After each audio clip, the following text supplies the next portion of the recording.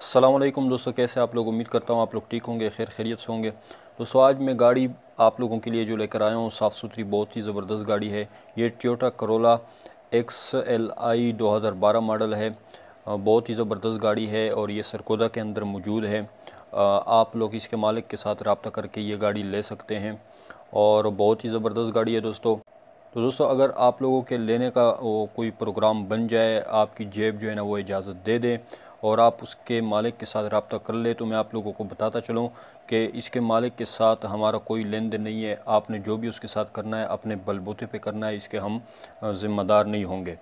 बाकी ये गाड़ी जो है ये दोस्तों यूज़ कंडीशन में है और पेट्रोल पर है और इसी तरह लाहौर के नंबर पर जो है ना ये गाड़ी वो रजिस्टर है और ओरिजिनल फ़ाइल और स्मार्ट कार्ड इसके साथ अवेलेबल है और लेदर पोशिश जो है ना इसके अंदर इंस्टॉल है। बहुत ही ज़बरदस्त गाड़ी है दोस्तों। और दोस्तों 16 लाख को जो है ना इसकी कीमत है, लेकिन अगर आप लोग इसके मालिक के साथ रब्ता कर सकते हैं तो शायद के कुछ जो है ना आपके साथ वो रियायत कर दें। तो इसके मालिक के साथ दोस्तों आप लोगों को वो कांटेक्ट वो किस तरह करेंगे उसके बारे में भी मैं आप लोगों को बताऊंगा।